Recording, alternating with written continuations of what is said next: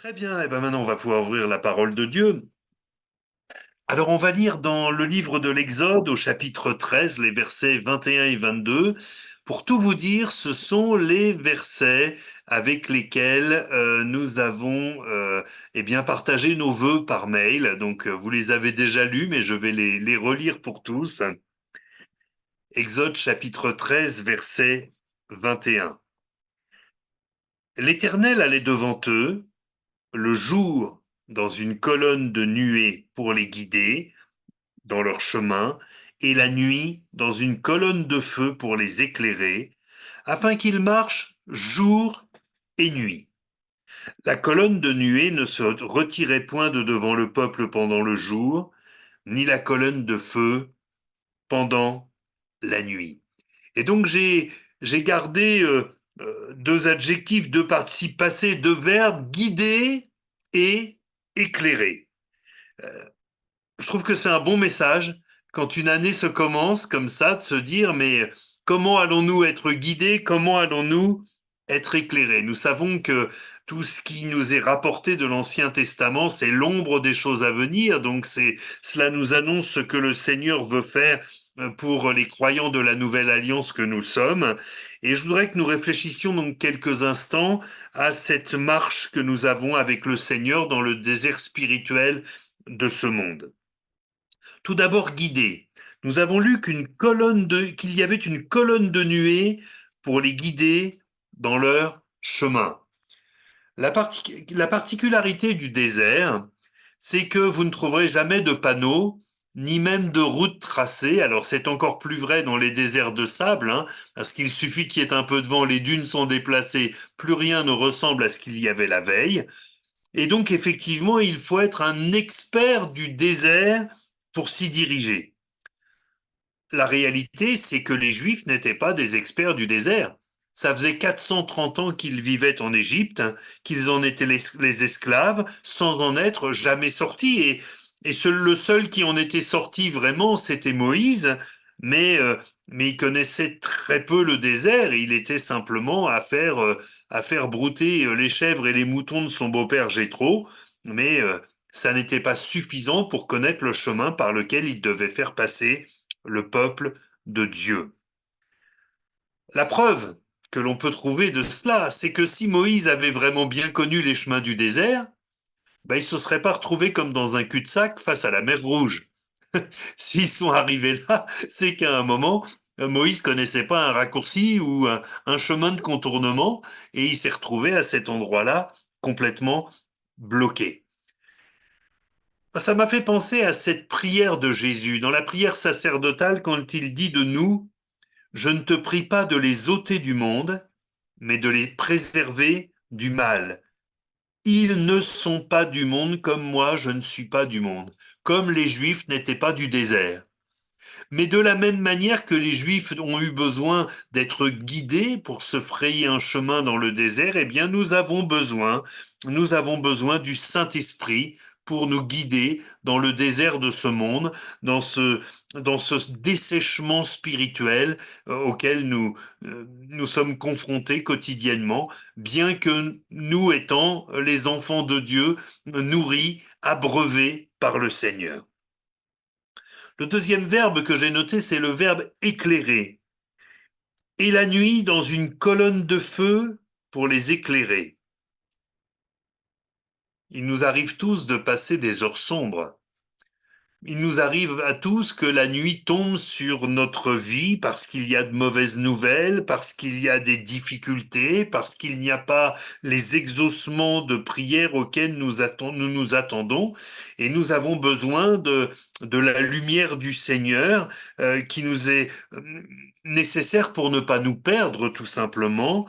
Et c'est vraiment notre enjeu. Le Seigneur nous a sauvés, c'est pas pour que nous soyons de nouveau perdus, mais au contraire pour que nous puissions trouver notre chemin. Alors bien sûr, nous pensons à à ce psaume 119, à cette parole célèbre, ta parole est une lampe à mes pieds, une lumière sur mon sentier, et on comprend bien une lumière, ça sert à éclairer, ça sert à se diriger. Un jour, Jésus a été interrogé par un jeune homme qui lui a demandé quel était le chemin qu'il devait emprunter pour arriver à la vie éternelle. Et voici la réponse du Seigneur.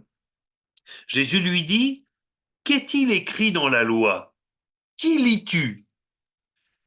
Alors parfois, nous, on cherche des réponses compliquées à nos situations, à nos recherches d'orientation.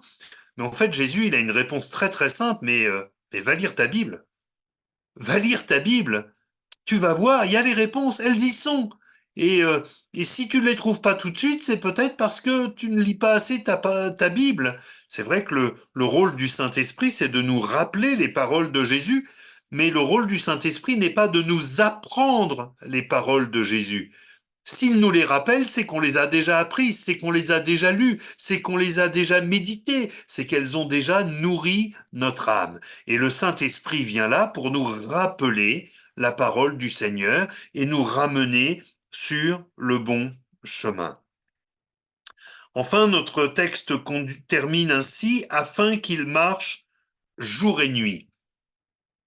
Alors je veux bien croire que leur marche était miraculeuse, mais je crois aussi que les Juifs sortant d'Égypte étaient des hommes et des femmes de la même nature que nous, et qu'ils étaient bien incapables de marcher jour et nuit. Déjà, essayez de faire une randonnée de 12 heures, vous m'en direz des nouvelles. Si on vous dit il va falloir continuer toute la nuit avec des charges en plus, parce qu'ils étaient chargés de leurs pétrins qu'ils avaient pris sur leur dos, de leurs fardeaux, de leurs affaires et de tout ce dont ils avaient dépouillé les Égyptiens.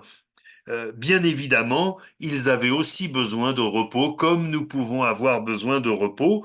Et donc nous devrions plutôt comprendre qu'ils marchent de jour ou de nuit, eh bien ils étaient guidés et ils étaient éclairés.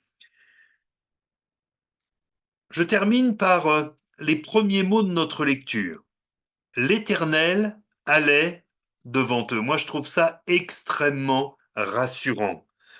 Euh, la volonté de Dieu, ça n'est pas que nous nous engagions sur un chemin et que nous lui demandions de nous suivre. Ça serait complètement erroné comme attitude. La volonté du Seigneur, c'est que nous regardions le chemin sur lequel il s'engage et que nous le suivions. L'Éternel allait devant eux et eux, ils le suivaient, tout simplement. Alors, euh, c'est quelque chose qui doit rester présent à notre esprit comme une sage résolution. Je sais que c'est la période des bonnes résolutions. Alors je ne sais pas s'il y a des bonnes résolutions, mais il y a de sages résolutions qui peuvent être effectivement, par exemple, de dire, eh bien moi, je ne veux pas m'engager sur un terrain et après demander au Seigneur de me suivre, mais je veux chercher dans mon cœur les chemins dans lesquels le Seigneur est engagé et je veux le suivre. Si je peux ajouter un souhait pour cette année 2024, un vœu pour chacun d'entre nous, c'est de dire, eh bien, pourvu que nous ayons cette sagesse par le Seigneur, assisté par son esprit à la lumière de sa parole, eh bien, de nous engager uniquement sur des chemins où le Seigneur nous précède. Nous allons prier ensemble. Seigneur notre Dieu, nous te bénissons pour les chemins que tu traces pour nous et dans lesquels tu t'engages. Seigneur, nous attirons à toi afin que nous te suivions. Nous voulons garder cette conscience du besoin qui est le nôtre et bien de toujours éclairer notre âme par ta parole et d'être guidé en permanence par ton esprit. Non pas seulement l'un, non pas seulement l'autre, mais la parole et le Saint-Esprit. Merci de nous y aider, Seigneur, de nous éclairer, de nous rendre sages afin que nous ne nous précipitions pas dans des chemins où tu ne veux pas que nous nous engagions. Merci pour ta bonté, au nom de Jésus-Christ. Amen.